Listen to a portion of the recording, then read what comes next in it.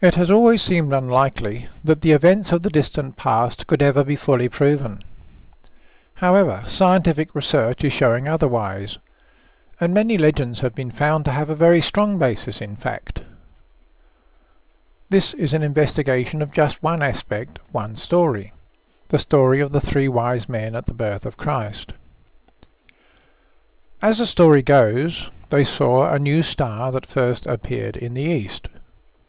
When it passed overhead, they decided to follow it, and it led them to Bethlehem, where, according to scriptures, the star appeared to stay above where the young child lay. Recent discoveries suggest there may indeed be an entirely rational explanation for the story of the Magi that ties in precisely with the evidence from the scriptures of strange flying things and the visits of gods and angels from the heavens. However, to place them all within a scientific framework, we must first have a basic understanding of the sciences involved. In this case, a simple understanding of orbital mechanics and of how spacecraft navigate their way around our solar system and beyond. Most practical people know something about geosynchronous geostationary satellites that stay parked at one point in the sky as if by magic.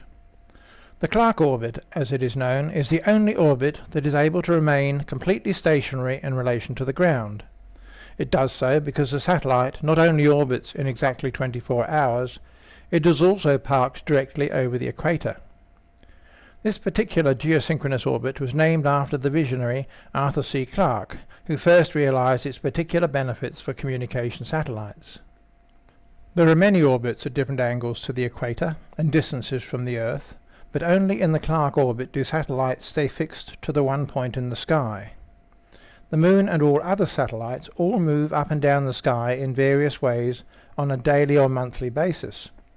Even the Sun makes seasonal changes.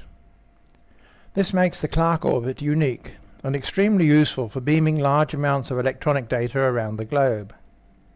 Because of its significance, most people assume the Clark orbit is the only geosynchronous orbit. This is not so, and the significance of this knowledge is highly relevant to this case. Most people would be aware that sending a spacecraft to another planet is not as simple as setting off in a straight line. In fact, often the best way is to set off first in totally the opposite direction. To journey out past Jupiter and Saturn, space probes often set off first toward the Sun. They slingshot around Venus or even the Sun itself, and gain valuable free gravity assistance before passing back around Earth and Mars and out to Jupiter and beyond.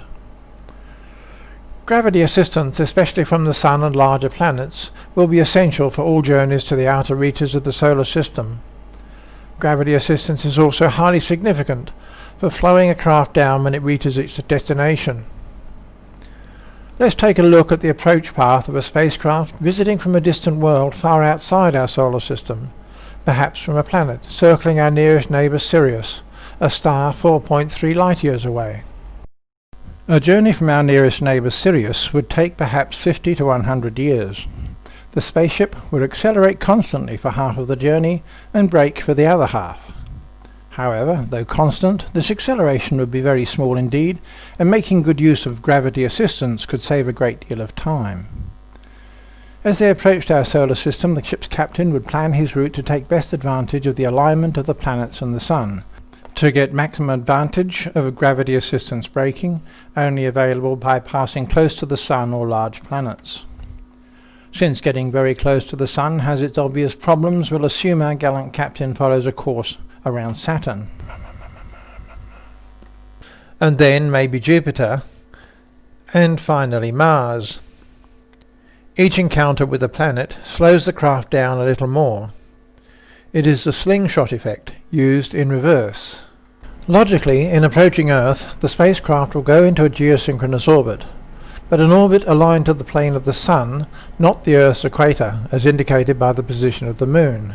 The suggested geosolar orbit remains on the plane of the Sun and planets. However, as viewed from the ground, its course appears to wander north and south on a daily basis. It is an extremely useful orbit for a craft in this situation, as it gives a single craft direct access to regions far from the equator. In an approach from space, this orbit is also far easier to establish than a conventional Clark orbit.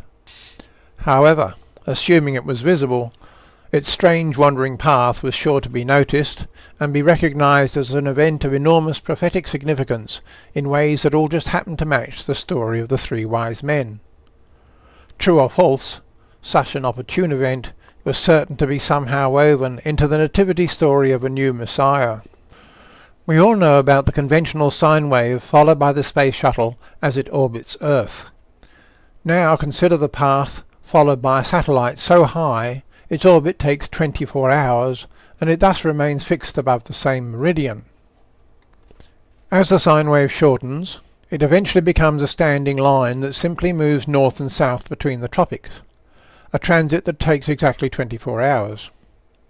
The transit north and south make it possible for the craft to reach anywhere on that one meridian, and of course it can also slowly cross meridians over time to gradually service the whole planet. At an altitude of 35,000 kilometers, to be seen at all, any craft in a geo-orbit would have to be very large indeed, probably well over a kilometer in diameter. However, to those on the ground, long used to studying the movement of the planets, this new star would still be quite extraordinary. By the very nature of its orbit, the craft will always be overhead the summer tropic at midday, useful for ground communications of all sorts, but totally unseen in the sun's glare. However, 12 hours later on that same day, the craft would have crossed the equator and be far away directly over the winter tropic at midnight. In just one day, it will have followed the apparent path the sun takes in a year, travelling from the Tropic of Cancer to Capricorn and back again. As darkness fell, a strange new star would be seen steadily climbing the sky, slowing almost to a stop as it reached the zenith.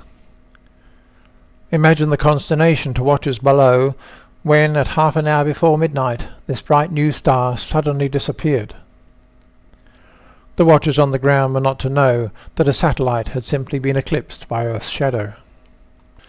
At precisely the same spot an hour later, the star reappears, just as suddenly, but now it is headed south. It eventually fades in the rising light of dawn, only to repeat the performance every night throughout its visit. Precisely as described in the scriptures, the star had stayed before moving on. Let's go back now to our visiting spaceship and the view it would have of Earth from its high vantage point in the Northern Hemisphere winter. For reasons that will become obvious, the view I show is not from over Giza, but from longitude 30 west above the mid-Atlantic. By definition, a craft in a geosolar orbit would only be visible from the ground during the hours of darkness in winter. In this case, as it crossed the equator toward the Northern Hemisphere, the rotation of the Earth would also be carrying the ship to the night side of the globe. The winter hemisphere would always be in darkness when the ship passed overhead, and throughout the winter the view of the ground would never be better than that obtained as the ship passed north across the equator.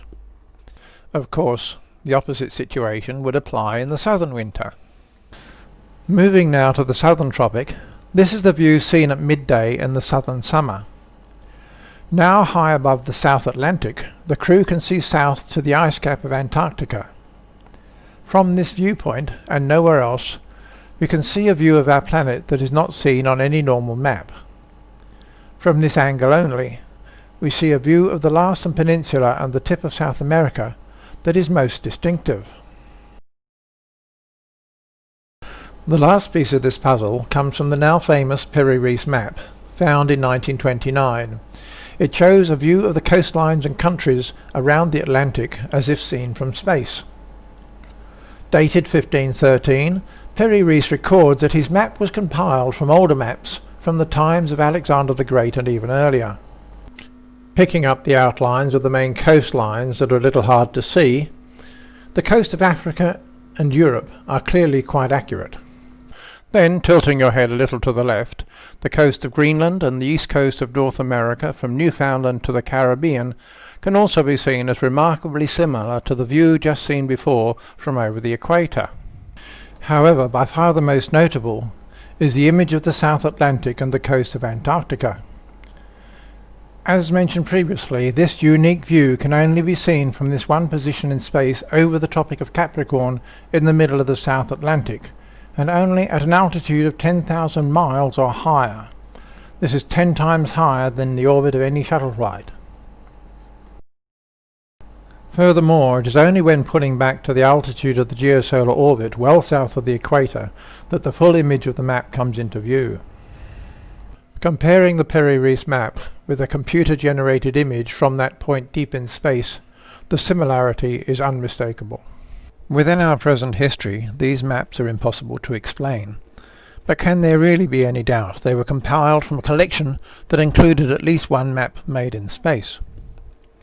It is also highly relevant that a ship parked over this meridian, 30 degrees west, would be exactly halfway between the pyramids of Giza and America, where there are now more than 43,000 pyramids on record, from Illinois and Louisiana down through Mexico to Bolivia and Peru. At sites around the world, legends tell of visitors from space who involved themselves in the lives of us mere mortals. Assuming their good intentions, it seems entirely appropriate they would try to fix special knowledge in the stories to be handed down to a time when science could once again recognize their significance. The story of the Magi is just one of many odd stories in the Bible that can be shown to have special relevance in the light of new scientific knowledge. The main subject of my research is the physical evidence that leads to precisely these same conclusions. Whatever the final truth, it must be reconstructed on the basis of proven physical fact.